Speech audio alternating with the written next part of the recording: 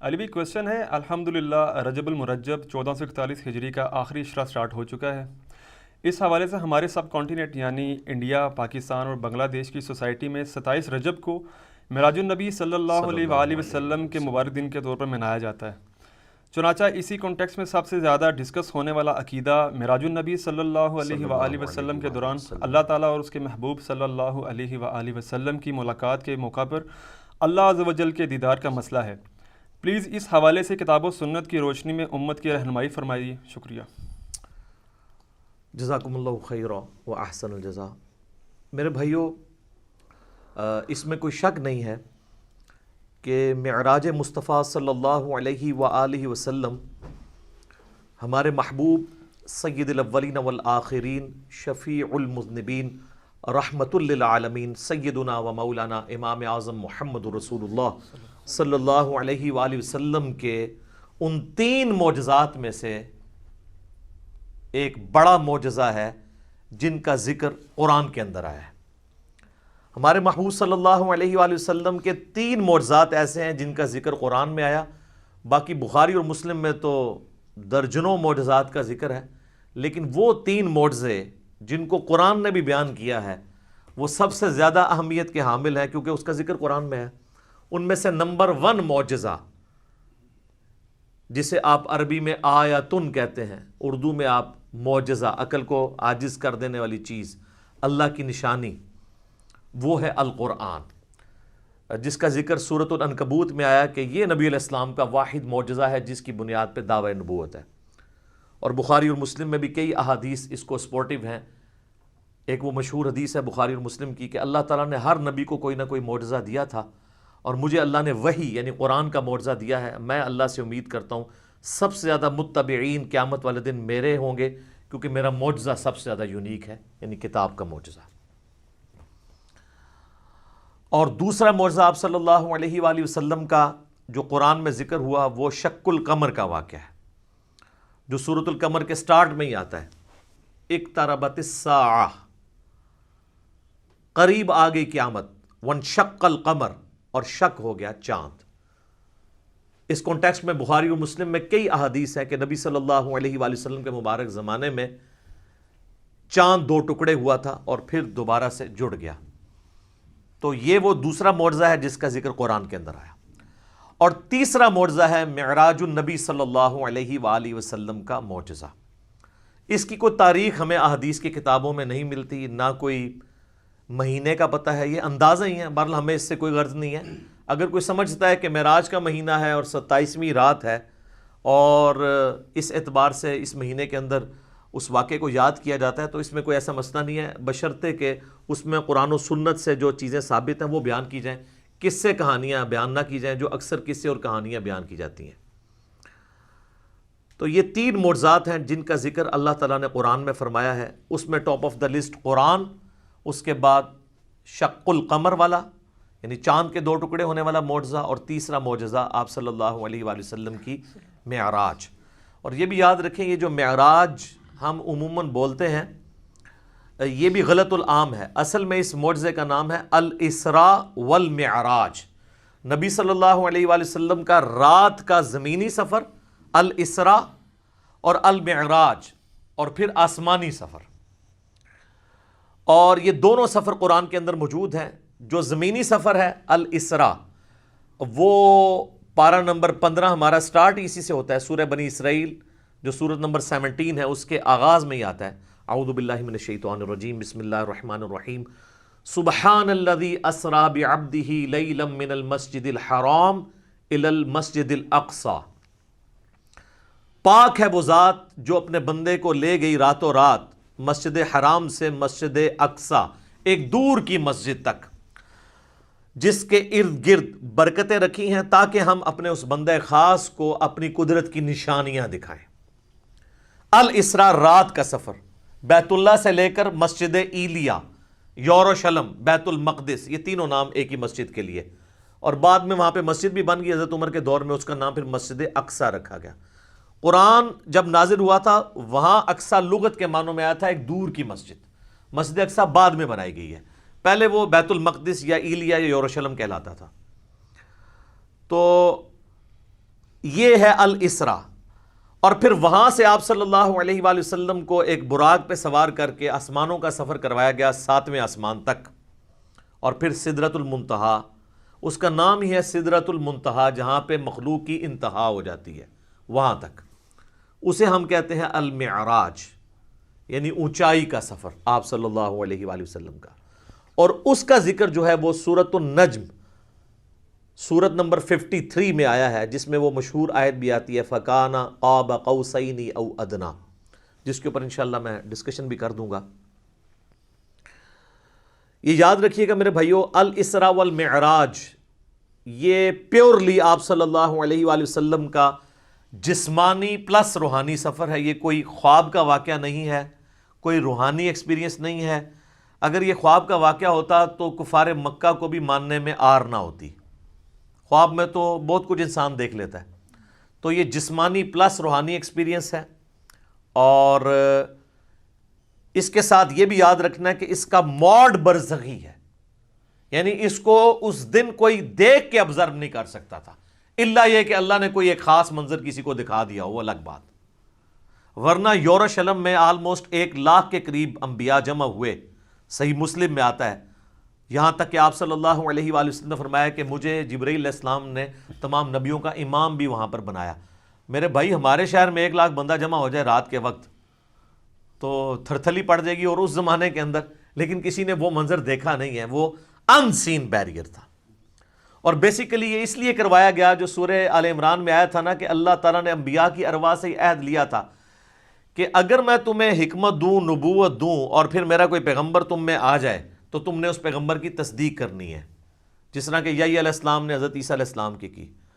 اور نبی صلی اللہ علیہ وآلہ وسلم کی تصدیق تو سب انبیاء نے کرنی تھی، تو وہ اللہ تعالیٰ نے فزیکلی انبیاء کرام کو جو ہے وہ برزخی طور پہ وہاں پہ جمع کر کے اور آپ صلی اللہ علیہ وآلہ وسلم کے پیچھے نماز پڑھوا کے آپ کی امامت کا اعلان کروایا کہ آپ امام الانبیاء ہیں صلی اللہ علیہ وآلہ وسلم، تاکہ سورہ آل عمران کا وہ والا وعدہ پورا ہو.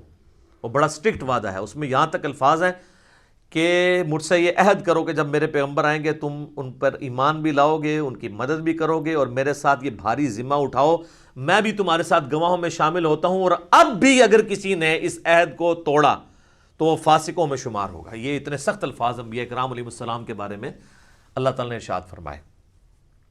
تو یہ برزخی اس کا موڈ تھا.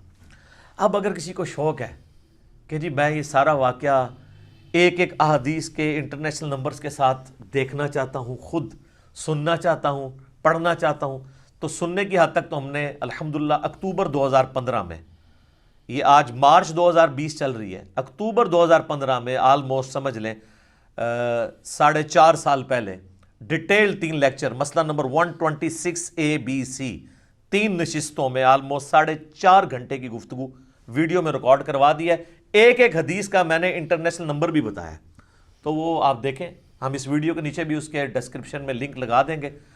اور اس سے بھی بہتر یہ ہے کہ مرنے سے پہلے اے مسلمان کر لے اس پہ غور، کتابوں کا خدا اور ہے، بابوں کا خدا اور، کتابوں کا دین اور ہے، بابوں کا دین اور، کتابوں کی معراج اور ہے، بابوں کی معراج اور.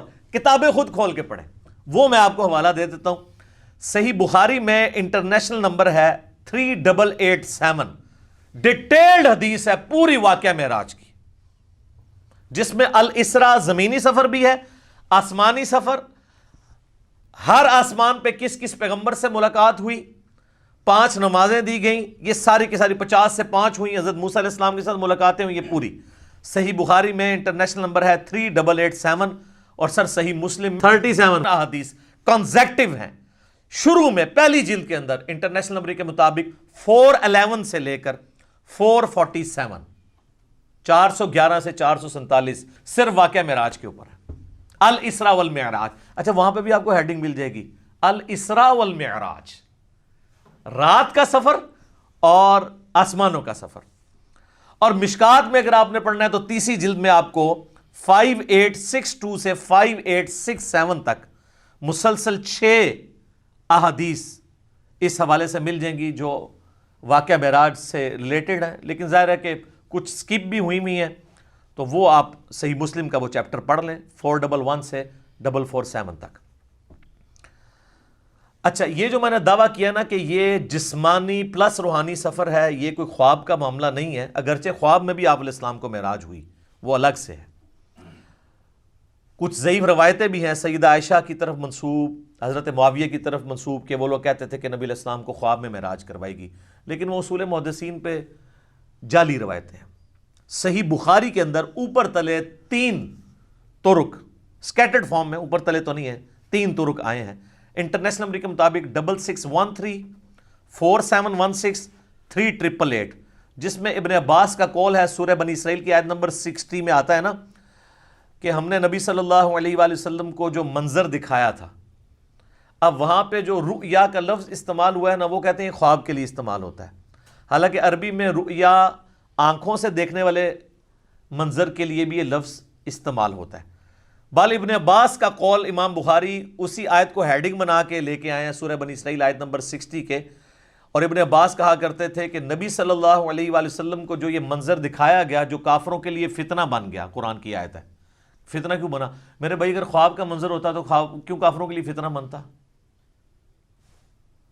وہ تو مان لیتے ہیں کہ خواب میں تو کچھ بھی ہو سکتا ہے، فتنہ بنے اس لیے کہ وہ فزیکل کلیم تھا۔ تو ابن عباس کا قول ہے صحیح بخاری میں کہ یہ منظر جو دکھایا گیا یہ نبی صلی اللہ علیہ وآلہ وسلم نے اپنی جسم کی آنکھوں سے دیکھا تھا، دل کی آنکھوں سے نہیں۔ دل کی آنکھوں سے مراد ہوتا ہے خواب میں، اور جسم کی آنکھوں سے مراد فزیکلی یہ دیکھنا ہے۔ میرے بھائیو، الاسراء والمعراج میں آپ صلی اللہ علیہ وآلہ وسلم کو کئی ایک مناظر دکھائے گئے، جو سورہ بنی اسرائیل کی آیت نمبر 7 جو آیت نمبر سٹارٹ میں 1 ہے، سورت نمبر 17، لِنُرِيَهُ مِنْ آیاتنا، تاکہ ہم اپنے بندے کو اپنی نشانیوں میں سے نشانیاں دکھائیں۔ وہ نشانیاں کون سی تھیں؟ ان پہ میں بولوں تو میرے بھائی تقریباً 3-4 گھنٹے اور لگ جائیں گے۔ میں آپ کو موٹی موٹی باتیں بتا دیتا ہوں جو بخاری اور مسلم میں آئی ہیں کہ آپ علیہ السلام کو کیا کچھ دکھایا گیا۔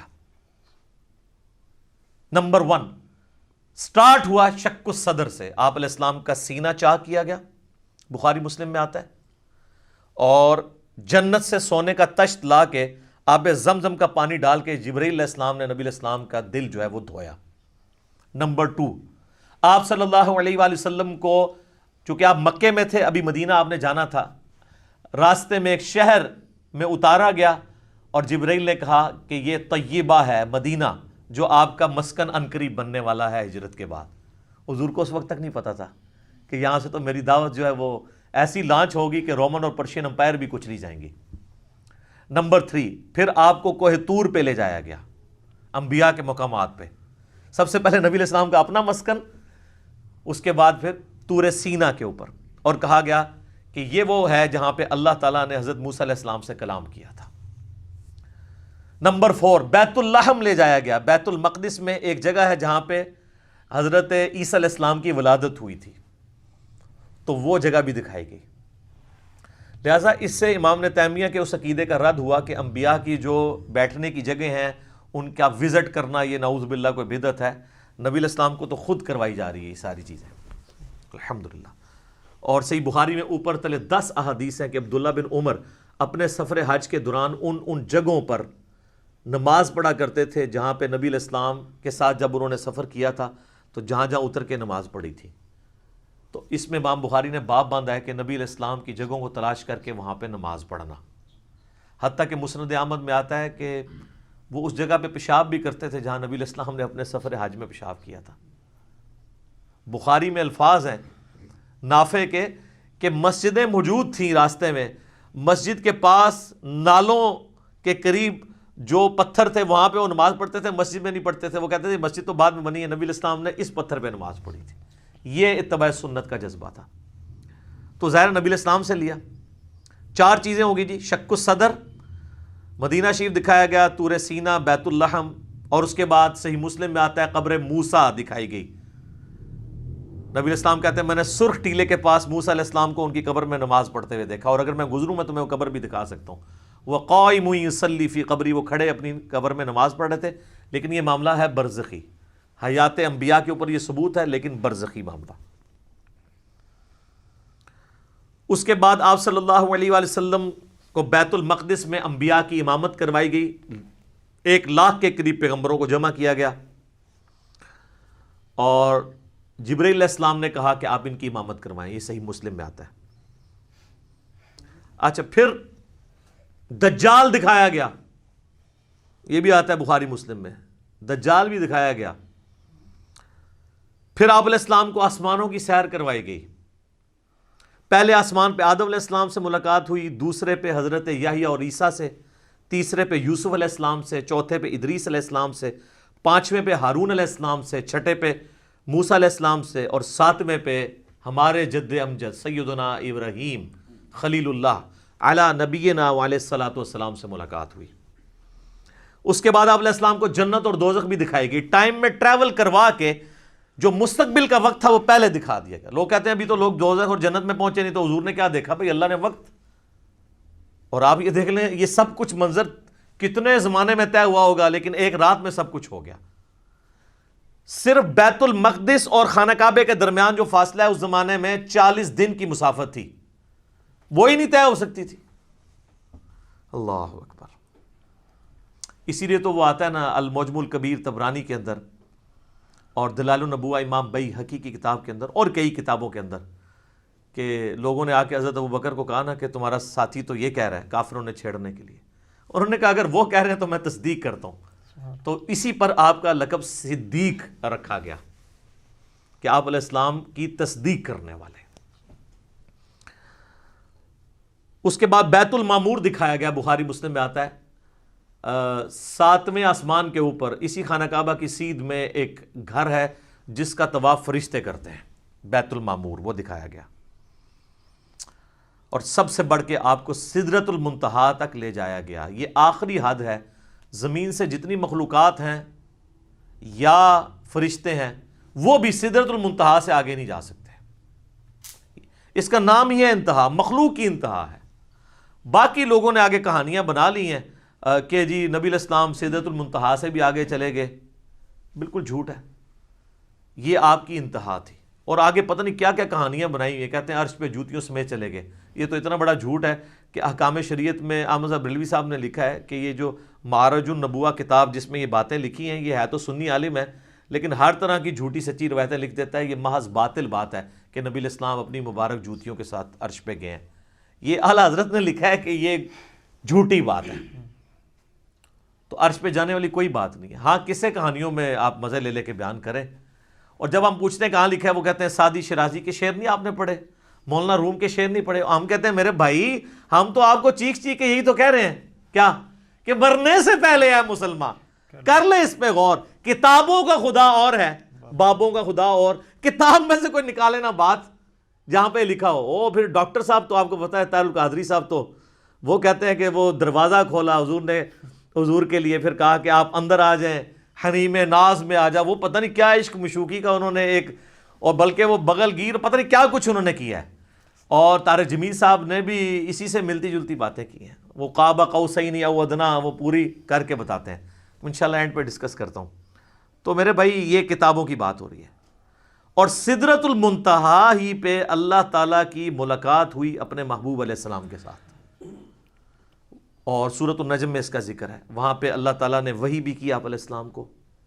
صحیح مسلم میں آتا ہے کہ 3 چیزیں آپ کو وہیں پہ عطا ہوئیں. نمبر 1 5 نمازیں. وہ ڈیٹیل بخاری مسلم میں آتی ہے کہ 50 تھی، کم ہوتے ہوئے موسیٰ علیہ السلام کے پاس جب وہ آتے تھے نا 6ٹھے آسمان کے اوپر، تو کہتے تھے حضرت زیادہ ہیں، کم کروائیں. ایک پھیرے ہی بس اور لگنا سی، وہ کون ہی لگیا، ورنہ وہ 5 کم ہوتے 5 تک رہ گئی. پھر اس میں الفاظ ہیں بخاری مسلم میں، اللہ نے کہا کہ میرا قول بھی نہیں بدلے گا، تمہاری امت پڑے گی 5. سورۃ الانعام میں ہے کہ 1 نیکی 10 کے برابر ہے، تو میں ان کو ثواب 10 کا ہی دوں گا. 1 کے بدلے 10 کا، تو نمازیں 50 کے ہی ثواب ملے گا 5 کے گیز بھی. دوسرا تحفہ دیا گیا سورۃ البقرہ کی آخری 2 آیات. صحیح مسلم میں آتا ہے آمن الرسول بما انزل الیہ من ربہ والمؤمنون. سر یہ 2 آیات وہ ہیں جو اس دنیا میں نازل نہیں ہوئی ہیں، آسمانوں پہ نازل ہوئی ہیں. آسمان سے آسمانوں پہ ہی نبی علیہ السلام کے مبارک سینے پہ. اور صحیح مسلم میں آتا ہے کہ تیسری چیز جو آپ کو دی گئی کہ آپ کا جو کوئی امتی شرک نہیں کرے گا نا میں اسے معاف کر دوں گا. تو اس کو تو سپورٹو پھر قرآن میں بھی آیت ہے انہ من یشرک باللہ فقد حرم اللہ علیہ الجنہ وَمَأْوَاهُ النَّارُ وَمَا لِلظَّالِمِينَ مِنْ انصار. بے شک جو کوئی اللہ کے ساتھ شرک کرے گا اللہ اس گناہ کو کبھی معاف نہیں کرے گا. اس پہ جنت حرام ہے، اس کا ٹھکانہ دوزخ ہے، اور وہاں اس کا کوئی مددگار نہیں ہوگا. حتیٰ کہ بخاری مسلم کی حدیث ہے کہ اللہ نے ہر نبی کو کوئی نہ کوئی دعا دی تھی، اس نے اس دنیا میں ہی دعا کر لی. حضرت نوح نے دعا کی، اس کی وجہ سے ان کی قوم ہلاک ہوگی. میں نے اپنی دعا چھپا کے رکھی ہے قیامت کے دن کے لیے. میں اس دعا سے اپنی امتیوں کے لیے شفاعت کی دعا کروں گا، اور میری دعا سے ہر میرے امتی کو نفع پہنچے گا سوائے اس شخص کے جس نے دنیا میں اللہ کے ساتھ شرک کیا ہوا. شرک is the most sensitive issue in the sight of Allah. Allah اکبر. تو یہ 3 گفٹ آپ علیہ السلام کو ملے: 5 نمازیں، سورۃ البقرہ کی آخری 2 آیات، اور جو شرک نہیں کرے گا اس کی مغفرت. یہ ساری تفصیلات آپ مسئلہ نمبر 126 ABC کے اندر دیکھ سکتے ہیں 4.5 گھنٹے میں. میں اس کو سکپ کرتا ہوں. الاسراء والمعراج میں جو معراج والا پورشن ہے اس میں سب سے زیادہ کنٹروورشل چیز جو آپ نے سوال میں بھی کی وہ ہے نبی علیہ السلام نے کیا شب معراج اللہ تعالیٰ کو دیکھا تھا یا نہیں. اب اس کا جواب ہاں یا نہ میں دینا تو بہت بڑی آزمائش ہے مسلمانوں کے لیے. جب تک کہ آپ پورا مقدمہ ان کو نہیں سمجھاتے، تو آپ اس پورے مقدمے کو سمجھیں گے تو آپ کے لیے معاملہ آسان ہو جائے گا. اس کی وجہ یہ ہے کہ یہاں پہ فرقہ واریت کا دین ہے، جس کو میں بابوں کا دین کہتا ہوں. اور آپ سے بار بار کہتا ہوں کہ مرنے سے پہلے اے مسلمان کر لے اس پہ غور. کتابوں کا خدا اور ہے، بابوں کا خدا اور. اچھا کہتے ہیں نہیں آپ کتابوں کا دین کہہ لیا کریں، بابوں کا خدا تو سب کا ایک ہے. میرے بھائی اس کے اندر قیامت مضمر ہے. دین کس لیے ہوتا ہے؟ اللہ کی شناخت کے لیے. جب آپ کے بابوں نے اس اللہ کی شناخت ہی میں نہیں کروائی ہے جو پیغمبروں کے ذریعے اللہ نے کروائی تھی، تو ہم رونا روئیں گے نا کہ آپ کس اللہ کی بات کرتے رہے ہو. تو اصل چیز قیامت زور اس شعر میں تبھی ہے کہ کتابوں کا خدا اور ہے، بابوں کا خدا اور. دیکھ لیں ہلچل مچی اس کی وجہ سے ہے. اگر میں کہتا کتابوں کا دین اور ہے بابوں کا دین اور، تو کسی کو کچھ نہیں تھا ہونا. یہ اندر جو ہلچل مچتی ہے نا، وہ کہتے ہیں یار ہم پتہ نہیں کس خدا کو مان رہے ہیں، کتابوں والے خدا کو کسی اور کو نہ مان رہی ہوئی ہے. تو یہ تو میں نے ڈیٹیکٹ کیا تھا قرآن سے، کتابوں کا خدا. حضرت آدم علیہ السلام کو جب اللہ نے دنیا پہ اتارا، سورۃ البقرہ آیت نمبر 38، تو اللہ تعالیٰ نے ہماری ماں اور باپ کو یہی کہا تھا قُلْ اهْبِطُوا مِنْهَا جَمِيعًا، اے آدم اور اس کی بیوی اور میری ان دونوں بندوں کی قیامت تک ہونے والی اولاد اتر جاؤ زمین میں. اب فَإِمَّا يَأْتِيَنَّكُم مِّنِّي هُدًى، یاد رکھنا اب جب کبھی بھی کوئی ہدایت کی کتاب تمہارے پاس آئے گی، انتظار کرنا کتابوں کا، بابوں کا نہیں، کتابوں کا جو پیغمبروں کے ذریعے آئیں گے. فَإِمَّا يَأْتِيَنَّكُم مِّنِّي هُدًى فَمَن تَبِعَ هُدَايَ فَلَا خَوْفٌ عَلَيْهِمْ وَلَا هُمْ يَحْزَنُونَ. جو ان کتابوں کی اس ہدایت کی پیروی کرے گا اس کو نہ کوئی خوف ہوگا نہ کوئی غم. وَالَّذِينَ كَفَرُوا وَكَذَّبُوا بِآيَاتِنَا اولئک اصحاب النار ہم فیہا خالدون. جو کوئی ہماری آیات کو جھٹلا دے گا، کفر کرے گا، اس کو جھٹلائے گا، تو وہ ہوں گے اہل جہنم، رہیں گے اس میں ہمیشہ ہمیشہ. اللہم اجرنا من النار. آمین. اللہم من احییتہ منا فاحیہ علی الاسلام ومن توفیتہ منا فتوفہ علی الایمان. آمین. تو اس لیے ہم کہتے ہیں کتابوں کا دین، بابوں کا نہیں. تو اس مقدمے کو سمجھنے کے لیے آپ پہلے بنیادی بات سمجھ لیں، ایک بنیادی عقیدہ، جو عقیدہ پوری امت کا ہے سوائے ان لوگوں کے جو اپنے نفس کے غلام بنے ہوئے ہیں. وہ کون ہے وہ میں آپ کو بتا دوں گا. پوری امت کا یہ عقیدہ ہے کہ مرنے سے پہلے اس روئے ارض پہ اللہ تعالیٰ کا دیدار کسی انسان کو، کسی جن کو، کسی فرشتے کو یا کسی بھی مخلوق کو ہونا محال ہے، امپاسبل ہے. یہ مقدور نہیں ہے، محال ہے. اس کے ثبوت میں سورۃ الانعام کی آیت نمبر ہے 103، لا تدرکہ الابصار، نگاہیں اس کا احاطہ نہیں کر سکتی، وہ نگاہوں کا احاطہ کر لیتا ہے. حتیٰ کہ اس آیت میں اہل تشیع اتنا غلو کرتے ہیں کہ وہ یہ کہتے ہیں کہ قیامت میں اور جنت میں بھی اللہ کا دیدار نہیں ہوگا. وہ بھی غلو کر رہے ہیں. اور دوسری طرف ان کی حالت یہ ہے کہ وہ کہتے ہیں کہ مولا علی علیہ السلام اس وقت تک سجدے سے سر نہیں اٹھاتے تھے جب تک اللہ کو دیکھ نہ لیں. تو ہم کہتے ہیں یار آپ کوئی ایک بات کرو, کسی بات کے اوپر ٹکو. اور پھر بعض غلو کرنے والے وہ کہتے ہیں شب معراج بھی جو مولا علی کا پنجہ دیکھا تھا. خیر اب اہل علم ان کو خود ہی رد کر رہے ہیں, وہ کہہ رہے ہیں یہ نصیحتیاں ہیں, ہمارا ان سے کوئی تعلق نہیں ہے, اہل تشیع کا یہ جو ہے مکتب نہیں ہے, مکتب اہل بیت یہ نہیں ہے. تو یہ سورۃ الانعام کی آیت نمبر 103 اس پر گواہ ہے. اور اس سے بھی بڑھ کر پریکٹیکل ایکسپیرینس سورۃ الاعراف کی آیت نمبر 143, جب موسیٰ علیہ السلام نے کوہ طور پہ ملاقات کے دوران کہا اے اللہ میری خواہش ہے میں تجھے دیکھوں. اتنی دفعہ باتیں سن کے اگلا سٹیپ بھی بندہ طے کرتا ہے نا.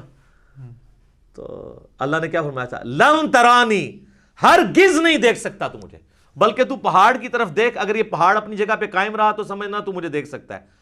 تو قرآن کے الفاظ ہیں پہاڑ پہ اللہ نے صرف تجلی کی تو وہ ریزہ ریزہ ہو گیا, اور موسیٰ علیہ السلام انڈائریکٹ وہ تجلی دیکھنے سے بے ہوش ہو کے گر پڑے. اور اس کے بعد ان کا اللہ میں تیرے طرف رجوع لاتا ہوں, اب دوبارہ میں یہ بات نہیں کروں گا. تو اگر موسیٰ علیہ السلام کو زیارت نہیں ہو سکتی اللہ تعالیٰ کی اس دنیا میں, تو موسیٰ علیہ السلام سے بڑھ کے تو کوئی بھی نہیں ہو سکتا. تو اب اگر موسیٰ علیہ السلام کے سوا کوئی شخص یہ دعویٰ کرے کہ اس نے اللہ کو دیکھا ہے, تو پھر ہم اسے غلام احمد قادیانی کا بھائی کہیں گے نا, جس طرح اس نے جھوٹا دعوے نبوت کیا. یہ کم از کم اسے کہنا چاہیے کہ تو جھوٹ بولتا ہے, یا تو پھر یہ کلیم کرتا ہے کہ تو مسلمان ہو کے موسیٰ علیہ السلام سے بڑا مرتبہ رکھتا ہے. حالانکہ موسیٰ علیہ السلام تو اولو العزم پیغمبروں میں سے ہے, جو سورہ شورا کے اندر آیا ہے. 5 اولو العزم پیغمبر ہیں. نمبر 1 ہمارے محبوب علیہ السلام, اس کے بعد حضرت ابراہیم علیہ السلام, پھر نوح علیہ السلام, موسیٰ علیہ السلام اور عیسیٰ علیہ السلام. تو اولو العزم پیغمبروں سے بھی آگے بڑھ گئے. تو پھر ہم یہی کہیں گے نا. سورۃ الحجر کی آیت نمبر 99 آخری آیت میں بھی آیا ہے, وَاعْبُدْ رَبَّكَ حَتَّى يَأْتِيَكَ الْيَقِينُ, اپنے رب کی عبادت کرتے جاؤ یہاں تک کہ تمہیں یقین نصیب ہو جائے, تمہیں موت آ جائے. تمام نے اس یقین کا ترجمہ موت کیا ہے. مرنے سے پہلے یقین نہیں آ سکتا, کیونکہ یقین اس وقت آتا ہے جب آپ فزیکلی دیکھ لیں. تو یہی تو آپ کو انعام ہے, ان الذین یخشون ربہم بالغیب لہم مغفرۃ واجر کبیر. جو بغیر دیکھے اپنے رب سے ڈرتے ہیں ان کے لیے ہے مغفرت اور بہت بڑا اجر. اور صحیح مسلم میں انٹرنیشنل نمبر کے مطابق 7356 نمبر حدیث ہے دجال کے کانٹیکسٹ میں. نبی علیہ السلام فرماتے ہیں کہ یہ دجال آئے گا تو اس کے ماتھے پہ کافر لکھا ہوگا, لیکن وہ کاف فا را یا کاف الف فا را لکھا ہوگا ایبریویشنز میں. تو لوگ جو اہل ایمان ہیں نبی علیہ السلام کہتے ہیں وہ پڑھ لیں گے کہ یہ کافر لکھا ہے, تو ان کو پتہ چلے گا دجال ہے. دوسرے لوگ نہیں پڑھ پائیں گے, چاہے مومنین میں بھی منافقین ہوئے. اور وہ ہو سکتا ہے کاف سے کشف پڑھ لیں, الف سے الہام پڑھ لیں, فا سے فیض پڑھ لیں, اور را سے روحانیت پڑھ لیں. کہ جی یہ تو بہت بڑے بزرگ ہیں. اچھا, اس حدیث میں 7356 میں آتا ہے کہ نبی علیہ السلام نے فرمایا کہ وہ خدائی کا دعویٰ کرے گا دجال, یاد رکھو تم میں سے کوئی شخص اپنے رب عز و جل کو نہیں دیکھ سکتا یہاں تک کہ اسے موت آ جائے. یہ الفاظ ہیں. کیا مطلب؟ کہ مرنے سے پہلے کوئی اللہ کو نہیں دیکھ سکتا, مرنے کے بعد دیکھیں گے انشاءاللہ. انشاءاللہ.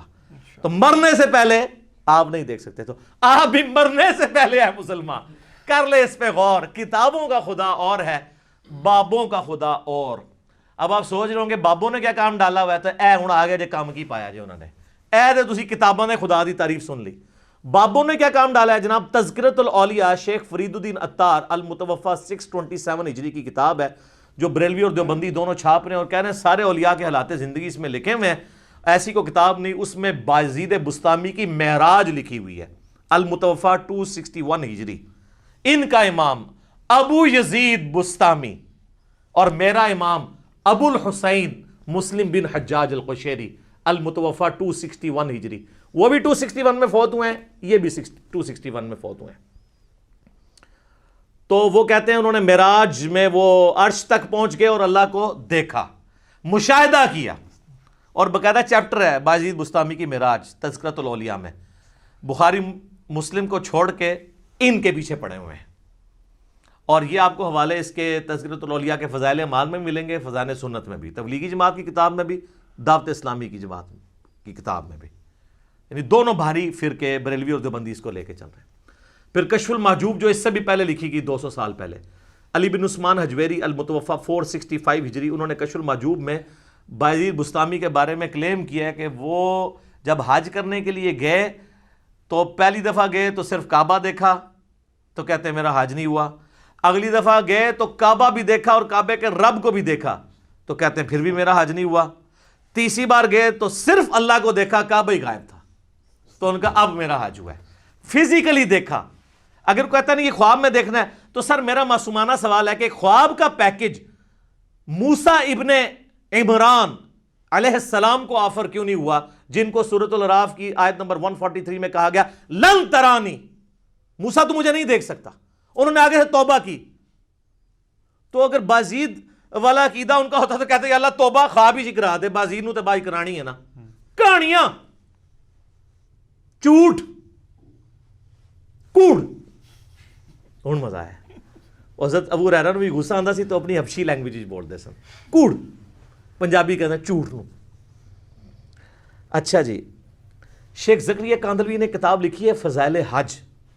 حاجیوں کو تبلیغی جماعت والے بچارے میرے بولے بھائی، تبلیغی جماعت میری جماعت ہے، کافی سارے لوگوں کو اب بات سمجھ آ گئی ہے الحمدللہ، ہم محبت کرتے ہیں ان کے جذبے کی، لیکن یہ کچھ آپ کی کتابوں میں میرے بھائی لکھا ہوا ہے۔ فضائل حج میں لکھا ہوا ہے سر، اتنا مزیدار واقعہ ہے یہ، ابھی تک ویسے میں نے نا کسی ویڈیو میں بیان نہیں کیا، آج آپ سنیں اور مزہ لیں۔ وہ لکھتے ہیں کہ جی محدث عبد الرزاق مسجد نبوی میں بیٹھ کے درس حدیث دے رہے تھے۔ آپ پتہ محدث عبد الرزاق کون ہے؟ امام بخاری اور امام مسلم کے استاد ہیں جی، بخاری مسلم نے ان سے حدیثیں لی ہوئی ہیں محدث عبد الرزاق سے۔ یہ وہی ہیں جن کی مصنف عبد الرزاق ہے، دو ہیں نا کٹھی لکھی کی، مصنف ابن ابی شیبہ اور مصنف عبد الرزاق۔ سر اے او جے اے عبد الرزاق تھوڑا کرکٹر نہیں ہے، پاویں سمجھو۔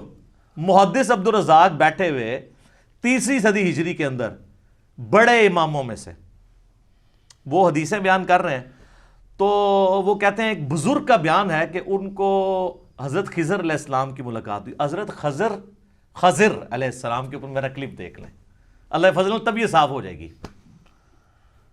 تو کہتے ہیں وہ بزرگ کہتے ہیں کہ مجھے ایک دن خضر کی ملاقات ہوئی مسجد نبوی میں، تو میں نے کہا کہ خضر یہ بتائیے آج تک آپ کو کوئی ایسا شخص ملا ہے جو مرتبے میں آپ سے بھی بڑا ہو؟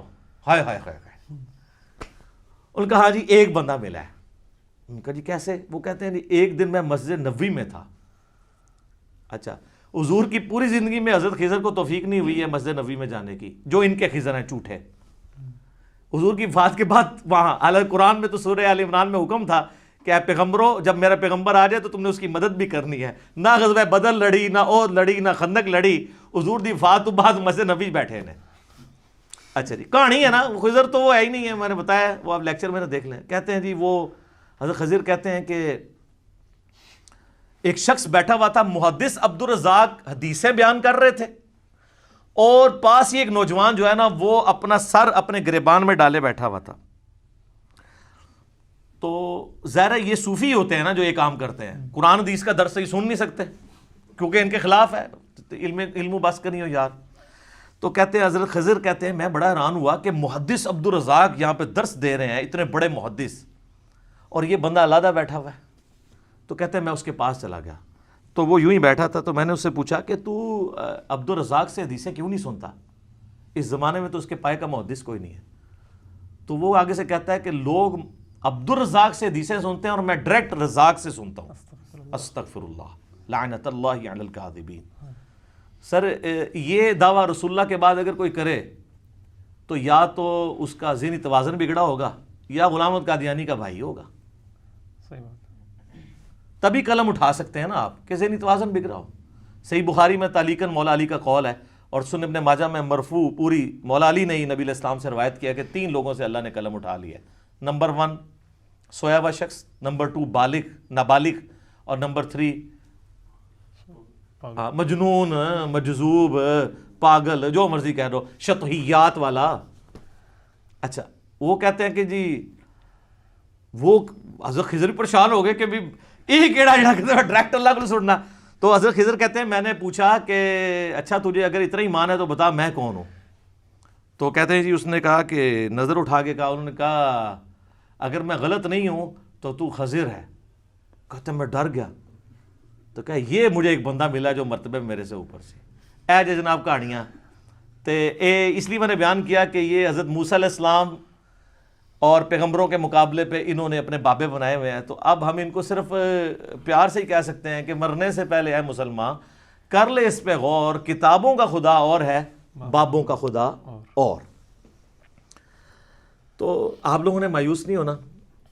ان لوگوں کے بارے میں تو مجھے یقین ہے کہ یہ لوگ تو اللہ کے دیدار سے محروم ہوں گے جنہوں نے بد عقیدگیاں پھیلائی ہیں، لیکن آپ لوگ مایوس نہ ہوں. ہر مؤمن کو قیامت کے دن اللہ تعالیٰ کا دیدار ہوگا اور جنت میں بھی دیدار ہوگا انشاءاللہ تعالیٰ. اس پہ درجنوں احادیث بخاری مسلم کی اور قرآن کی آیات بھی گواہ ہیں. اور آپ دیکھیں دنیا میں بھی اللہ نے ایک تھوڑا سا ماڈل رکھا ہوا ہے. نماز مؤمن کی معراج ہے. کیوں کہا جاتا ہے؟ نماز معراج النبی میں تحفہ ملا ہے.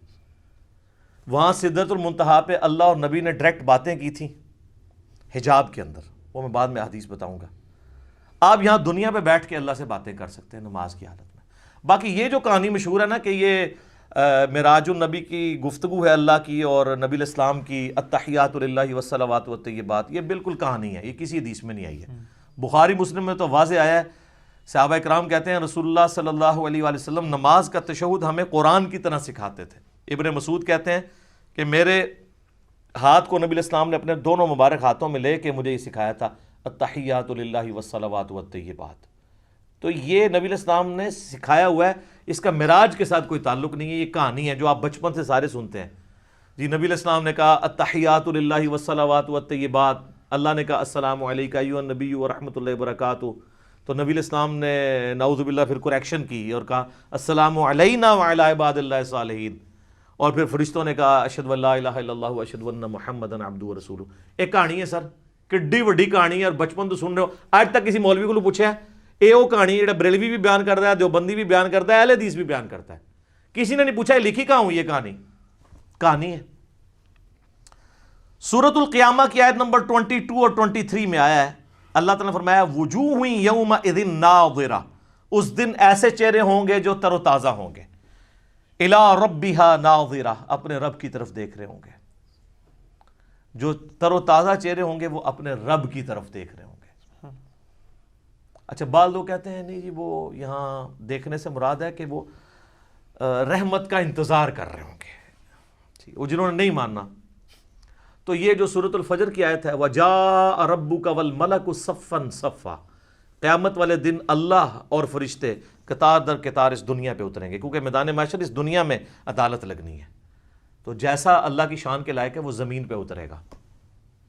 اور پھر اس کا کلائمیکس ہے سورۃ المطففین آیت نمبر 15 کَلَّا إِنَّهُمْ عَنْ رَبِّهِمْ يَوْمَئِذٍ لَمَحْجُوبُونَ. اللہ تعالیٰ کافروں کے بارے میں فرماتا ہے کہ ضرور بالضرور اللہ کے جو منکر ہیں وہ اپنے رب کے دیدار سے اوٹ میں کر دیے جائیں گے قیامت والے دن. اچھا اللہ کے دیدار سے اوٹ میں کر دیے جائیں گے کافر، تو اس کے اندر کیا امپلائڈ ہے کہ اہل ایمان حجاب اٹھا دیا جائے گا، کیونکہ اللہ کے آگے تو کوئی حجاب نہیں آ رہا نا، اللہ کے سامنے تو کوئی چیز چھپی نہیں ہوئی ہے. یہ بندے اور اللہ کے درمیان حجاب ہے، کافر کے درمیان آ جائے گا مومن کا اٹھ جائے گا. یہ واضح ثبوت ہے. لہذا شیعہ کا موقف جو ہے باطل ہے. بلکہ میں شیعہ کو دعوت دوں گا کہ اللہ کے بندو ہماری نمازوں عبادات ان ساری چیزوں کا کیا حاصل ہونا ہے کہ اگر ہم جنت میں پہنچ جائیں اور تب بھی اپنے رب کو نہ دیکھ سکیں. قرآن کی درجنوں آیات میں جو اللہ تعالیٰ بار بار کہتا ہے کہ بغیر دیکھے اپنے رب سے ڈرتے ہیں، تو یہ پردہ آخر اٹھنا ہے نا کبھی، اس دن اٹھنا ہے کہ جس دن اللہ تعالیٰ نے یہ امتحان میں آپ کو پاس کر دینا ہے کہ ہاں جی تم بغیر دیکھے ڈرتے تھے نا، اب اس کا انعام ہے، مجھے دیکھ لو. یہ تو امپلائڈ ہے اس کے اندر، ورنہ تو دین کی لذت ہی ختم ہے اگر قیامت میں جنت میں اللہ کا دیدار نہیں ہے. بخاری مسلم میں درجنوں احادیث ہیں. اسی کانٹیکسٹ میں جو سورۃ القیامہ کی آیت نمبر 22 ہے وجوہ یومئذ ناظرہ الی ربہا ناظرہ، اس آیت کے کانٹیکسٹ میں بخاری مسلم دونوں میں حدیث ہے. صحابہ کرام نے پوچھا یا رسول اللہ کیا ہم اپنے رب کو دیکھیں گے قیامت والے دن؟ آپ نے فرمایا تم ضرور اپنے رب کو دیکھو گے.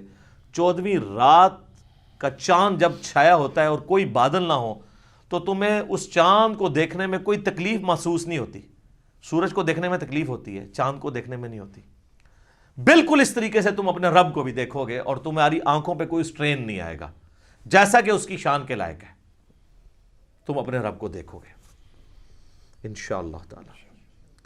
اور سر صحیح مسلم میں ایک بڑی رکت انگیز حدیث ہے، نبی علیہ السلام فرماتے ہیں جنتی جب جنت میں پہنچ جائیں گے نا تو اللہ تعالیٰ جنتیوں سے کہے گا کہ ہاں جی کوئی اور نعمت چاہیے؟ تو جنتی کہیں گے یا اللہ اس سے بڑی کیا نعمت ہے کہ تو نے ہمیں ہمیشہ کے دوزخ کے عذاب سے بچا لیا، ہمارے چہرے تر و تازہ کر دیے، ہمارا منہ مانگا انعام ہمیں دیا، ہمیشہ کی زندگی ہمیں دے دی، اس سے بڑی بھی ابھی کوئی نعمت باقی ہے؟ تو پھر اللہ تعالیٰ ان کو سرپرائز دیتے ہوئے اپنا اور بندوں کے درمیان حجاب اٹھائے گا اور لوگ اپنے رب کی زیارت کریں گے، اور جب وہ رب کو دیکھ لیں گے نا تو ان کو دنیا کی اور جنت کی ہر نعمت بھول جائے گی، وہ کہیں گے اصل نعمت تو یہ ہے، یہ اللہ نے سرپرائز میں رکھی ہوئی ہے جنت کے اندر۔ یہ صحیح مسلم میں حدیث ہے۔ پھر نبی علیہ السلام نے کہا کہ چاہو تو قرآن پڑھ کے دیکھ لو، سورہ یونس کی آیت نمبر 26 آپ نے تلاوت کی، للذین احسنوا الحسنى وزیادہ، جو لوگ نیکوکار ہیں اللہ تعالیٰ ان کے لیے بہتر اجر رکھے گا اور کچھ بڑھ کے بھی دے گا۔ وہ کہتے ہیں کہ بڑھ کے جو دے گا وہ یہ ہے سب سے بڑھ کے اللہ کا دیدار انشاءاللہ تعالی۔ اور پھر صحیح مسلم کی وہی حدیث جو دجال والی میں نے بیان کی 7356 کہ تم میں سے کوئی اپنے رب عز و جل کو نہیں دیکھ سکتا یہاں تک کہ وہ مر نہ جائے، تو مرنے کے بعد انشاءاللہ تعالی اللہ کا دیدار ہوگا۔ اور مرنے سے پہلے ہے مسلمان کر لے اس پہ غور، کتابوں کا خدا اور ہے بابوں کا خدا اور یقین کر جب تو یہ غور کرے گا نا تو تیرے اندر سے آواز نکلے گی کیا کہ نہ میں وابی، نہ میں بابی، نہ میں سو کارڈ وابی تے نہ میں بابیاں دا دفاع کرنے والا بابی، میں ہوں مسلم علمی کتابی انشاءاللہ تعالی۔ البتہ میرے بھائیوں اس کائنات میں ایک ہستی ایسی ہے جسے اللہ تعالیٰ نے اس دنیا میں خواب کی حالت میں اپنا دیدار عطا کیا، اور اس اعتبار سے باقی ساری مخلوقات پہ فوقیت دی، اور وہ ہمارے محبوب سید الاولین والآخرین شفیع المذنبین رحمت للعالمین سیدنا و مولانا امام اعظم محمد رسول اللہ صلی اللہ علیہ وآلہ وسلم کی مبارک ذات ہے۔ اور یہ تو نبی الاسلام کے بارے میں خواب میں زیارت والا معاملہ، یہ تو میں حدیث آپ کو بعد میں بیان کرتا ہوں۔ آپ کے بابوں نے یہ دعویٰ امام حنیفہ کے لیے بھی کیا، وہ کہتے ہیں 100 دفعہ خواب میں زیارت ہوئی ہے۔ امام بن حنبل کے بارے میں تو فضائل اعمال کے اندر لکھا ہے کہ خواب میں اللہ کو دیکھا اور پوچھا کہ اللہ جی میں آپ کا قرب چاہتا ہوں تو کس چیز سے حاصل کروں؟ تو اللہ نے فرمایا قرآن سے۔ تو اگے امام بن حنبل نے کہا کہ اللہ سمجھ کے کہ بغیر سمجھ کے؟ تو اللہ نے کہا کہ چاہے سمجھ کے چاہے بغیر سمجھ کے۔ کڈی کہانی خواب ایہی چیز لینی تھی۔ تو سر اس پہ میری 100 نمبر مجلس دیکھ لیں، کتابوں کا خدا اور ہے بابوں کا خدا اور۔ میں آج اس کی انجینئرنگ نہیں کرتا، بل یہ فضائل اعمال کے اندر یہ لکھا ہوا ہے، فضائل ذکر والے چیپٹر کے اندر، کہ امام احمد بن حنبل نے بھی اللہ کو دیکھا ہے خواب میں۔ بالکل کہانی ہے، اگر یہ کوئی چیز ہوتی تو یہ پیکج موسیٰ علیہ السلام کو آفر ہوتا، جو سورۃ الاعراف کی آیت نمبر 143 میں کیٹاگوریکل ڈینائی آ گیا، لن ترانی، تو نہیں دیکھ سکتا، ٹھیک ہے، فزیکلی تو کوئی دیکھ سکتا، خواب میں بھی صرف نبی علیہ السلام کی خصوصیت ہے۔ اور وہ حدیث ہے میرے بھائیوں جامعہ ترمذی میں انٹرنیشنل نمبر کے مطابق 3235، یہ حدیث مسند امام احمد میں بھی ہے، مشکات المصابیح میں 748 نمبر ہے پہلی جلد کے اندر، اور یہاں خواب کا ذکر ہے۔ اور یاد رکھیے گا سورہ الصافات کی آیت نمبر 100 سے لے کے 103 تک آتا ہے نا کہ ابراہیم علیہ السلام کو اللہ نے خواب میں بیٹے کی قربانی کا حکم دیا تھا۔ انبیاء کے خواب وحی الہی ہوتے ہیں۔ بخاری مسلم میں کئی احادیث ہیں کہ نبوت کا 46واں حصہ خواب ہے، نبیوں کو جو خواب دکھایا جاتا ہے وہ ڈیفینیٹلی وحی الہی ہوتا ہے۔ باقی بخاری مسلم میں آتا ہے کہ نبیوں کے علاوہ جو ہے وہ اللہ کی طرف سے بھی ہو سکتا ہے، شیطان کی طرف سے بھی ہو سکتا ہے، نفس کی طرف سے بھی ہو سکتا ہے۔ تو یہ ترمذی میں جو حدیث ہے، مسند احمد میں بھی، مشکات المصابیح میں بھی، اور اس حدیث کے ساتھ امام ترمذی نے لکھا ھذا حدیث حسن صحیح، یہ حدیث حسن صحیح ہے۔ اور امام ترمذی نے ساتھ لکھا کہ میں نے اپنے استاد امام محمد بن اسماعیل بخاری، امام بخاری سے پوچھا تو انہوں نے بھی فرمایا کہ یہ حدیث صحیح ہے، اگرچہ بخاری میں نہیں ہے لیکن اس حدیث کو امام بخاری نے بھی صحیح کہا ہے، امام ترمذی نے بھی صحیح کہا، شیخ البانی نے بھی صحیح کہا، شیخ شعیب ارنوت نے بھی صحیح کہا، شیخ زبیر لیزئی نے بھی صحیح کہا رحمہم اللہ اجمعین۔ بڑی لمبی حدیث ہے، میں اکثر بیان کرتا ہوں، جس میں نے وہ دعا بھی آپ کو بار بار کہی ہے کہ یاد کرو، اللہم انی اسألک فعل الخیرات و ترک المنکرات۔ اس میں الفاظ ہیں جو آج کی ضرورت ہے کہ میں نے خواب میں اپنے رب کو بڑی خوبصورت صورت میں دیکھا، اور پھر یہ بھی الفاظ ہیں کہ اللہ تعالیٰ نے میرے دونوں شانوں کے درمیان اپنا ہاتھ مبارک رکھا، اور میں اس کی تشبیہ بھی نہیں دوں گا کیونکہ لیس کمثلہ شیء، اللہ کی مثل کوئی شے نہیں، حتیٰ کہ میں نے اس کی انگلیوں کے پوروں کی ٹھنڈک اپنے قلب پہ محسوس کی جیسا کہ اس کی شان کے لائق ہے۔ باقی لمبی حدیث ہے، لیکن اس میں سے یہ پورشن میں نے بیان کرنا تھا کہ خواب میں نبی علیہ السلام کو زیارت ہوئی ہے۔ اب یہاں پہ یاد رکھیے گا، ایک بہت میں آپ کو کرٹیکل پوائنٹ دینے لگا ہوں۔ اگر کوئی شخص اللہ ہی کو دیکھ لے تو اب کائنات میں کوئی غیب ایسا رہ گیا جو اس کے لیے اٹریکٹیو ہو؟ اس سے بڑی تو کوئی چیز نہیں ہے۔ تو پھر قیامت والے دن نبی علیہ السلام کے لیے اللہ نے کیا انعام رکھا ہوا ہے؟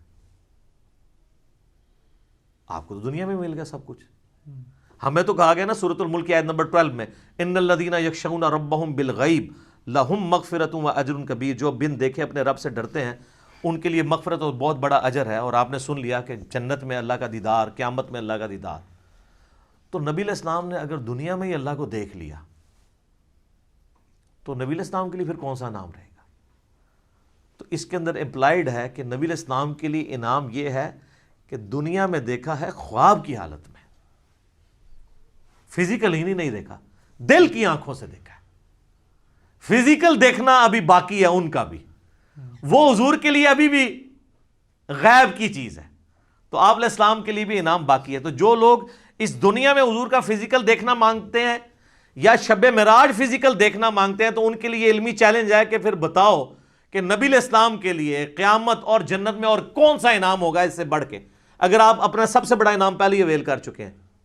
اور یہ پوائنٹ جس شخصیت نے ہائی لائٹ کیا ہے، میں اس کا کریڈٹ اسی کو دیتا ہوں، مولانا اسحاق صاحب رحمہ اللہ تعالی، المتوفی 213 عیسوی مطابق 28 اگست 2013۔ انہوں نے یہ چیز ہائی لائٹ کی تھی، اور یہ میں نے نہ آج تک کسی کتاب میں پڑھی نہ کسی اسکالر سے سنی۔ اسکالر نے بیچارے نے کیا بیان کرنا ہے، یہ مولانا اسحاق کو کریڈٹ جاتا ہے کہ انہوں نے یہ ایسا علمی، آپ کہتے ہیں وہ جس طرح وہ تاش میں کہتے ہیں نا یکا پھینکنا، کہ بتاؤ کہ اگر حضور نے بھی اللہ تعالیٰ کو فزیکلی دیکھ لیا جو تمہارا کلیم ہے، تو حضور علیہ السلام کے لیے تو اب کوئی چیز نہیں رہے گی باقی۔ تو خواب میں ہی دیکھا، فزیکلی نہیں دیکھا، شب معراج بھی دیکھا تو پردے میں دیکھا، فزیکلی نہیں دیکھا۔ وہ انشاءاللہ اب میں اس کے اوپر ڈسکشن کرتا ہوں آخر میں۔ شب معراج میں صحابہ اکرام علیہم رضوان کی 3 آراء پائی جاتی ہیں دیدار خداوندی عز و جل کے حوالے سے۔ پہلی رائے یہ ہے جو صحیح بخاری اور صحیح مسلم میں سیدنا عبداللہ ابن مسعود رضی اللہ تعالیٰ عنہ سے جب پوچھا گیا کہ یہ جو سورۃ النجم کی آیت نمبر 9 ہے، فَكَانَ قَابَ قَوْسَيْنِ أَوْ أَدْنَىٰ، وہ دونوں اتنے قریب ہوئے کہ 2 کمانوں کے درمیانی فاصلہ بلکہ اس سے بھی کم۔ اور پھر اگلی آیت سورۃ النجم کی آیت نمبر 11، مَا كَذَبَ الْفُؤَادُ وَمَا رَأَىٰ، دل نے جو کچھ دیکھا اس کو جھٹلایا نہیں ہے۔ اور پھر سورۃ النجم کی ہی 18 نمبر آیت، لَقَدْ رَأَىٰ مِنْ آیَاتِ رَبِّهِ الْكُبْرَىٰ۔ ان 3 آیات کے بارے میں عبداللہ ابن مسعود سے جب پوچھا گیا تو بخاری مسلم کے الفاظ ہیں، انہوں نے کہا کہ یہاں تینوں جگہ پر مراد سیدنا جبرائیل علیہ السلام ہے، جن کو نبی علیہ السلام نے اپنی اصلی حالت میں دیکھا۔ ان کے 600 پر تھے اور سبز رنگ کا لباس انہوں نے پہنا ہوا تھا اور وہ افق پہ چھائے ہوئے تھے۔ اچھا، دوسری رائے ہے جو صحیح بخاری میں انس ابن مالک کی ہے، انٹرنیشنل نمبر کے مطابق 7517، وہ فَكَانَ قَابَ قَوْسَيْنِ أَوْ أَدْنَىٰ سے مراد اللہ اور اس کے نبی علیہ السلام کا قرب کہتے ہیں۔ لیکن اس حدیث میں ایک راوی ہیں شریک بن عبداللہ القاضی، ثقہ راوی ہیں، لیکن امام مسلم صحیح مسلم میں انٹرنیشنل نمبر کے مطابق 414 نمبر حدیث میں لکھتے ہیں کہ شریک بن عبداللہ جو ہے نا، یہ معراج کی حدیثیں بیان کرتے ہوئے الفاظ کو کم زیادہ کرتا ہے۔ ابن حجر اسقلانی بھی کہتے ہیں کہ یہ شریک بن عبداللہ القاضی جو ہے، یہ جو روایت بیان کرتا ہے نا، یہ اس معراج کا ذکر ہے جو خواب میں ہوئی تھی۔ خواب میں بھی علیحدہ سے معراج ہوئی ہے، ایک فزیکل معراج ہے جس کو ہم ڈسکس کر رہے ہیں۔ اور بعض کہتے ہیں کہ یہ اس کو وہم لگا ہے جو بخاری میں الفاظ ہیں انس بن مالک کے. یہ تمام طرح کی چیزیں یعنی ملتی ہیں. بہرحال یہ انس بن مالک کا اگر موقف ہے، لیکن اس میں بھی دیکھنے کا ذکر نہیں ہے، صرف قرب کا ذکر ہے سدرۃ المنتہا کے موقع پر. تو کوئی حرج نہیں اگر کوئی قرب کی بات کرتا ہے، دیکھنے کا پھر بھی یہاں پہ ذکر کوئی نہیں ہے. اچھا، انس بن مالک رضی اللہ تعالیٰ عنہ کے اس عقیدے کو سپورٹیو ابن عباس کی رائے ہے صحیح مسلم میں 437 نمبر حدیث میں. انہی 3 آیات سورۃ النجم آیت نمبر 9، 11 اور 18 کے بارے میں جب ان سے پوچھا گیا تو انہوں نے کہا کہ رآہ بفؤادہ مرتین، نبی علیہ السلام نے دل کی آنکھوں سے اپنے رب کو 2 دفعہ دیکھا، یعنی ان آنکھوں سے نہیں دیکھا. اور ابن عباس وہی ہیں جن کے بارے میں صحیح بخاری میں ہم پہلے سن چکے.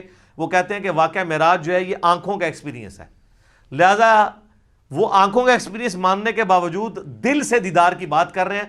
تو دل سے دیدار خواب کی حالت میں ہے، یہ اس کی بات کر رہے ہیں. واقعہ معراج والی میں بھی اگر کریں گے تو دل سے دیکھنے سے مراد کیا ہے، پھر وہ اس کو سپورٹیو اگلی حدیثیں آئیں گی سیدنا ابو ذر غفاری والی. لیکن یہاں پہ میں ایک حدیث بتاؤں، جامعہ ترمذی میں بھی مشکات میں بھی ہے کہ ابن عباس نے کہا لقد را محمد ربہ، بے شک محمد نے اپنے رب کو دیکھا. تو اکرمہ نے کہا کہ حضرت سورۃ الانعام کی آیت نمبر 103 ہے لا تدرکہ الابصار، اللہ کو تو آنکھیں دیکھ نہیں سکتی، تو آپ ہمیں کہہ رہے ہیں کہ نبی علیہ السلام نے اللہ کو دیکھا. تو فرمایا کہ یہ اس وقت ہے جب اللہ تعالیٰ اپنے نور کے ساتھ تجلی فرمائے. یہاں دیکھنے سے مراد دل سے دیکھنا ہے، تو وہ تو دل سے دیکھنا خواب میں دیکھنا جو ترمذی سے بیان کر دیا. تو ابن عباس بھی یہ مانتے ہیں کہ اللہ تعالیٰ کی جو نورانی تجلی، جو اللہ تعالیٰ کی ذات ہے، اس کو نبی علیہ السلام نے نہیں دیکھا. بعض لوگ ان حدیثوں سے سہارا لیتے ہیں لیکن اس کی ایکسپلینیشن اسی میں موجود ہے. پھر صحیح مسلم میں ایک حدیث ہے 443. ابو ذر غفاری کہتے ہیں کہ میں نے رسول اللہ سے پوچھا کہ نبی علیہ السلام یہ بتائیے کہ کیا آپ نے معراج میں اپنے رب کو دیکھا تھا؟ تو سر اب آپ لوگ بھی مان جائیں. رسول اللہ نے فرمایا کہ میں رب کو کیسے دیکھ سکتا ہوں، وہ تو نور ہے. کلیئر ہو گیا. اچھا، اس سے اگلی حدیث ہے صحیح مسلم میں 444. ایک تابعی کہتے ہیں ابو ذر غفاری سے کاش میں رسول اللہ کے زمانے میں ہوتا نا تو حضور سے ایک سوال ضرور کرتا. تو ابو ذر غفاری نے کہا کون سا سوال؟ اس نے کہا میں نے حضور سے پوچھنا تھا کہ یا رسول اللہ آپ نے شب معراج اللہ کو دیکھا ہے کہ نہیں. اس سے کم از کم یہ تو کلیئر ہوا کہ صحابہ کے زمانے میں بھی یہ بحثیں چلتی تھی، لہٰذا یہ آج کل جو ان باتوں میں کتاب و سنت بیان کرتے ہیں تو اس کو یہ صوفی ٹائپ لوگ کہتے ہیں، یہ لوگ جو ہیں یہ وہابی ہیں، یہ گستاخ ہیں، یہ حضور کی کمزوریاں تلاش کرتے ہیں. ان کے لیے بہت بڑی پھکی ہے کہ یہ سارے پھر اس زمانے میں موجود تھے. تابعین کہہ رہے ہیں ابو ذر غفاری کو کہ ہم حضور کے زمانے میں ہوتے ہیں نا تو حضور سے پوچھتے کہ یا رسول اللہ آپ نے اس کا مطلب تابعین کو صحابہ نے یہ عقیدہ نہیں بتایا. Point to be noted. تو ابو ذر غفاری نے کہا او بچے تو نے کیا پوچھنا ہے، میں خود پوچھ چکا ہوں حضور سے. اچھا، تو وہ کہتے ہیں میں نے جب رسول اللہ سے پوچھا تھا تو آپ علیہ السلام نے فرمایا کہ میں نے شب معراج ایک نور دیکھا تھا. یہ نہیں کہا، سوال ہو رہا ہے کہ کیا آپ نے اللہ کو دیکھا تھا، تو جواب میں ہونا چاہیے تھا ہاں میں نے اللہ کو دیکھا. جواب کیا دیا؟ میں نے ایک نور کو دیکھا تھا. ابو ذر غفاری کہہ رہے ہیں کہ حضور نے مجھے یہ جواب دیا. اس کی ایکسپلینیشن اس سے اگلی حدیثوں میں ہو رہی ہے. سر امام مسلم نے یقین کرے نا، وہ کہتے ہیں نا ایک سجی پھر کھبی پھر اتو پھر تلو، کنزیکٹیو حدیثاں جی 443 444 اور اس سے اگلی 445 اور پھر اس سے اگلی 446 ابو سعید خدری سے کہ نبی علیہ السلام نے فرمایا کہ اللہ کا اپنی مخلوق سے جو پردہ ہے وہ نور کا پردہ ہے، اگر وہ نور کا پردہ ہٹ جائے تو مخلوق تباہ و برباد ہو جائے، تجلی کی تاب نہیں لا سکتی. تو وہ جو آیا مسلم میں کہ میں نے نور دیکھا تھا تو وہ کیا تھا؟ اللہ اور محمد رسول اللہ کے درمیان وہ پردہ تھا، کیونکہ اگلی حدیثوں میں آتا ہے کہ نور وہ پردہ ہے. ورنہ تو کہتے ہیں میں نے اللہ کا نور دیکھا، کہا میں نے ایک نور دیکھا تھا. اور 443 میں کیا ہے کہ میں اسے کیسے دیکھ سکتا ہوں، وہ تو نور ہے. اس کا اپنا نور نہیں دیکھا، پردے والا نور دیکھا، وہ ہٹ جائے تو مخلوق تباہ و برباد ہو جائے. بالکل کلیئر کٹ ہے. اچھا، یہ تو ہوگی وہ والی دوسری والی رائے اور اس کی ایکسپلینیشن. اب اینڈ پہ میں آپ کو اپنی اماں کی رائے بتاتا ہوں جو آپ کو ہضم نہیں ہونی کبھی بھی. سر اماں نے جو کیا ہے نا اس امت کے ساتھ احسان اور صوفیوں کے ساتھ ان کے سارے عقیدوں کو پیسیفک اوشن میں پھینک دیا. بخاری اور مسلم دونوں میں حدیث ہے. اما عائشہ تو انس ابن مالک، ابن عباس، ابن مسعود، ابو ذر غفاری، ابو سعید خدری جو یہ حدیثیں بیان کر رہے ہیں ان سب کو پیچھے چھوڑ جاتی ہیں. یہ آیات میں تو صحابہ کی آراء ہے نا، اور اما خود کہہ رہی ہیں کہ ان آیتوں کے بارے میں وہ پہلی امتی ہوں جنہوں نے رسول اللہ سے ڈائریکٹ ان آیات کی تفسیر پوچھی ہوئی ہے. تو اب پیچھے کوئی چیز رہ جاتی ہے؟ نہیں. تو سر مرنے سے پہلے اے مسلمان کر لے اس پہ غور. کتابوں کا خدا اور ہے، بابوں کا خدا اور. تو سر یہ صحیح بخاری شریف انٹرنیشنل نمبر 4855، اور سر یہ صحیح مسلم شریف انٹرنیشنل نمبر 439 میں اما عائشہ کی ڈیٹیل حدیث ہے. اما عائشہ کے 5 عقیدے، میرا ایک کلپ پہلے کا چڑھا ہوا ہے، اس میں اما عائشہ نے جو عقائد بیان کی ہیں وہ متقاضی ہے کہ میں ورڈ بائی ورڈ وہ حدیث بیان کروں، اور اس کے بعد قلم ٹوٹ جاتا ہے. اس پہ میں اس کو کنکلوڈ کرتا ہوں. صحیح مسلم میں 439 نمبر حدیث. سر یہ مسلم شریف ہے جو پڑھی ہوئی نہیں ہے، پڑھی ہوئی بھی ہے. اس میں 439 نمبر حدیث انٹرنیشنل نمبر کے مطابق ورڈ بائی ورڈ سنیں، اور میں تو پھر اپنے سٹائل میں بیان کروں گا، ٹھیک ہے، تاکہ آپ کو مزہ بھی آئے، آپ اس زمانے میں پہنچ جائیں. مسروق تابعی کہتے ہیں کہ میں تکیہ لگائے ہوئے سیدہ عائشہ کے پاس حجرے میں پردے میں بیٹھا ہوا تھا. اما عائشہ کی عادت تھی کہ وہ اندر ہوتی تھی تو باہر ایک مجلس لگی ہوئی ہوتی تھی، لوگ آگے سوال آپ سے کرتے تھے، ظاہر امت کی استاد ہیں. تو ایک دن، اچھا اما عائشہ کا بڑا پیار تھا اس مسروق تابعی کے ساتھ، اور یہ بھی اتنا لاڈلا تھا اس نے اپنی بیٹی کا نام بھی عائشہ رکھا ہوا تھا. یہ بڑا مشہور تابعی ہے، بخاری مسلم میں درجنوں احادیث ہیں ایسے. تو کہتے ہیں کہ ایک دن میں تکیہ لگائے بیٹھا تھا تو اماں نے اندر سے آواز دی اور کہا اے ابو عائشہ. یہ پیار سے بلایا، کنیت. یہ یعنی عرب میں جب کسی کو پیار سے بلانا ہوتا تھا اس کا نام نہیں لیا جاتا تھا، کنیت کے ساتھ بلایا. اے ابو عائشہ، جو بھی 3 باتوں میں سے کسی ایک کا بھی قائل ہوا اس نے اللہ پہ بہت بڑا جھوٹ باندھا. اب سر نبی کی بیوی، امت کی ماں، ایک اپنے سٹوڈنٹ کو دین سکھا رہی ہیں، پوچھنے پہ نہیں خود سے بتا رہی ہے کہ میرے پاس بنیادی عقائد ہیں، تم لے لو. اب وہ مسروق تابعی کہتے ہیں میں تکیہ لگا کے بیٹھا ہوا تھا تو میں سیدھا ہو گیا کہ کون سی 3 باتیں ہیں جو اللہ کے اوپر کوئی باندھ دے تو وہ جھوٹا ہے، کہیں میرے اندر نہ پائی جاتی. آپ پہ تو فرق نہیں پڑتا، آپ کے آگے سے قرآن گزر جائے، بخاری گزر جائے، مسلم گزر جائے، کیوں؟ وہ آپ بابوں کے دین کے اوپر ہیں، ٹھیک ہے. تو اس لیے ہم آپ سے ریکویسٹ کرتے ہیں کہ مرنے سے پہلے اے مسلمان کر لے اس پہ غور. کتابوں کا خدا اور ہے، بابوں کا خدا اور جب تو غور کرے گا تیرے اندر سے آواز اٹھے گی، کیا کہ نہ میں وابی، نہ میں بابی، میں ہوں مسلم علمی کتابی. تو میں نے کہا کہ وہ 3 باتیں کون سی ہیں؟ انہوں نے کہا پہلی بات، جو کوئی یہ عقیدہ رکھتا ہے کہ محمد صلی اللہ علیہ وآلہ وسلم نے اپنے رب کو دیکھا تو اس نے اللہ پر بہت بڑا جھوٹ باندھا. لو جی سارے صوفی وڈے کے جے صوفی تے کہندے نسی ویکھیا ہے، بتایا نہیں بازید بستامی نے دعویٰ کیا ہے. ہوئے ہوئے ہوئے. مسروق کہتے ہیں میں تکیہ لگائے بیٹھا تھا، جیسے ہی میں نے یہ بات سنی میں اٹھ کے بیٹھ گیا. میں نے کہا اے اماں جان ذرا مجھے بھی کچھ عرض کرنے دیں اور اپنی بات میں جلدی نہ کریں، یعنی میں بھی کوئی اپنے دلائل سامنے رکھنا وا، تسی پہلے ہی چھکا مارے ہے، کیونکہ وہ ان کا خود بھی یہی ہو سکتا ہے عقیدہ ہو. کیا اللہ نے قرآن میں نہیں فرمایا وَلَقَدْ رَآهُ بِالْأُفُقِ الْمُبِينِ؟ وہی آیات سورۃ النجم کی آیت نمبر 9، 11 اور 18 تینوں مسروق نے پڑھی. وَلَقَدْ رَآهُ نَزْلَةً أُخْرَى، یہ تو واضح قرآن میں آیا ہے کہ دیکھا اس نے اس کو. اب قرآن میں یہ تو نہیں ہے کس نے کس کو. تو سیدہ عائشہ نے کہا اس امت میں سب سے پہلے میں نے ان آیتوں کو رسول اللہ سے پوچھا تھا. تو اب رسول اللہ سے پوچھنے کے بعد بھی اگر کسی نے نہیں یقین کرنا اور بابوں کے دین پہ چلنا اور کتابوں کے دین پہ نہیں چلنا، صحیح مسلم 439 نمبر حدیث پہ نہیں چلنا، اور صحیح بخاری انٹرنیشنل نمبر کے مطابق 4855 حدیث میں، مسلم میں چونکہ ڈیٹیل ہے میں وہ بیان کر رہا ہوں. اچھا جی سن لیں، آپ جو رسول اللہ کو مانتا ہے اس کے لیے میں بیان کر رہا ہوں، جو بابوں کو مانتا ہے اس کے لیے تو میں کچھ نہیں کر سکتا.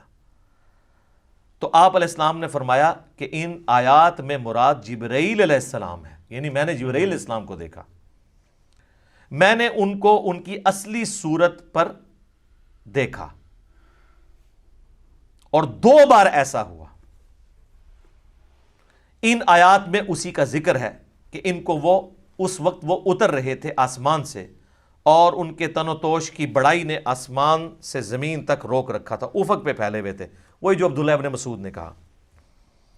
اب یہ سیدہ عائشہ نے جو یہ حدیث بیان کی ہے نا کہ نبی علیہ السلام سے خود ہی پوچھ لیا تو ان کا جبرائیل ہے، تو اما عائشہ اب مزید علمی دلائل سامنے رکھ رہی ہیں اسی عقیدے پہ۔ سورۃ الانعام کی آیت نمبر 103 پڑھی، لا تدرکہ الابصار وہو یدرک الابصار، جو ہم پہلے ڈسکس کر چکے۔ نگاہیں اس کا احاطہ نہیں کر سکتی، وہ نگاہوں کا احاطہ کر لیتا ہے۔ اور کہا مسروق تو نے یہ آیت نہیں قرآن کی پڑھی ہوئی؟ اور کیا تو نے یہ نہیں سنا کہ اللہ فرماتا ہے وَمَا كَانَ لِبَشَرٍ أَن يُكَلِّمَهُ اللَّهُ إِلَّا وَحْيًا أَوْ مِن وَرَاءِ حِجَابٍ أَوْ يُرْسِلَ رَسُولًا۔ سورہ شورى کی آیات کہ کسی انسان کی تو یہ اہلیت ہی نہیں ہے کہ اللہ تعالیٰ اس سے کلام کرے سوائے اس کے کہ اس پہ وحی کر دے، یعنی چپکے سے اس کے دل میں بات ڈال دے، یا حجاب میں گفتگو کرے جس طرح کہ سدرۃ المنتہا پہ ہوئی، یا اس کی طرف کوئی رسول بھیجے یعنی جبرائیل علیہ السلام کو پیغمبر۔ تو حضرت عائشہ نے اپنی دلیل میں رسول اللہ کی بات بھی کی اور قرآن کی آیات بھی کوٹ کی، اور اماں تو سیدھی آیتیں ہی کوٹ کرتی تھی، ٹھیک ہے، حدیث بھی کوٹ کی ہے نا، کہہ دو اماں منکرین حدیث میں سے تھی، نہیں، پہلے انہوں نے حدیث کوٹ کی ہے، بعد میں قرآن کی آیات کوٹ کی ہے۔ مسروق دوسری بات یہ ہے کہ جو کوئی خیال کرے کہ رسول اللہ صلی اللہ علیہ وآلہ وسلم نے اللہ کی کتاب میں سے کچھ حصہ چھپا لیا تھا تو اس نے بڑا جھوٹ باندھا۔ اب ایسی سلسلہ خاص گلاں خاص نو، میرا پچھلے دن کلپ ریکارڈ ہو گیا حضرت ویسے کرنی والا اور علم لدنی والا، حضرت خضر علیہ السلام والا، وہ دیکھ لو، میں ساری کہانیاں نہ کھولی ہیں، تخت بلقیس والا بھی دیکھ لیں، سب کچھ ٹھپے گئے نا۔ تو اما عائشہ کہتی ہیں جس نے کہا نا رسول اللہ نے کچھ چھپا لیا تھا، یہ بھی کہتے ہیں خاص باتیں خاص لوگوں کو بتائی تھی، اس نے بھی اللہ پر جھوٹ باندھا۔ کیا تم نے قرآن میں اللہ کا فرمان نہیں سنا، یا ایھا الرسول بلغ ما انزل الیک من ربک وان لم تفعل فما بلغت رسالتہ، اے رسول اللہ جو آپ کی طرف نازل ہوا ہے اللہ کی طرف سے وہ اپنی امتیوں تک پہنچا دیں، اور اگر آپ نے نہ پہنچایا اس کو تو آپ نے رسالت کا حق نہیں ادا کیا۔ تو رسول اللہ نے سارا دین سب کو ٹرانسفر کیا۔ علم لدنی پہ میرا حضرت خضر علیہ السلام والا کلپ دیکھ لیں، میں نے پوری ان کی کہانیاں کھول کھول کے بیان کی ہیں بخاری مسلم سے، وہاں بھی آیت کوٹ کی تھی۔ اچھا، اور پھر کہا مسروق تیسرا عقیدہ یہ ہے کہ جو کوئی کہے کہ رسول اللہ یہ جان لیتے تھے کہ کل کیا ہونے والا ہے، یعنی آئندہ کا حال، علم غیب، تو اس نے بھی اللہ پر جھوٹ باندھا، کیونکہ اللہ تعالیٰ قرآن میں فرماتا ہے قُلْ لَا يَعْلَمُ مَنْ فِي السَّمَاوَاتِ وَالْأَرْضِ الْغَيْبِ إِلَّا اللَّهُ، اے نبی فرما دو آسمانوں اور زمین میں غیب کو کوئی نہیں جانتا سوائے اس کے۔ ہاں اس کے بتانے سے اگر کوئی غیبی خبر دے وہ الگ معاملہ ہے، لیکن مطلقاً علم الغیب اس کے ساتھ خاص ہے، عالم الغیب وہ ہے۔ اماں نے جناب تینوں عقیدے کلیئر کرتے، اور یہ بھی کہا کہ رسول اللہ صلی اللہ علیہ وآلہ وسلم سے میں نے خود تصدیق کی ہے، اور پھر قرآن کی آیات بھی کوٹ کی۔ تو ہم تو یہی کر سکتے تھے کہ کھول کھول کے چیزیں بیان کر دیتے، میرے خیال ہے اس کے بعد کوئی گنجائش نہیں رہی ہے۔ میں نے اس پہلے سوال کو تفصیلاً اس لیے بیان کیا تاکہ کسی کے ذہن میں اگر کوئی وسوسہ ہے تو وہ کلیئر ہو جائے، کیونکہ یہ رجب المرجب کا آخری عشرہ ہے، معراج کے اوپر باتیں ہو رہی ہیں، انشاءاللہ ہماری یہ ویڈیو اپلوڈ ہوگی۔ اور اب میں کیا کروں میرے بھائی، اتنے میں فی البدی حوالے اس میں دے دیتا ہوں کہ اس کے اوپر پھر ہمیں ریفرنسز لگاتے ہوئے ڈزنز آف ورکنگ آور چاہیے ہوتے ہیں۔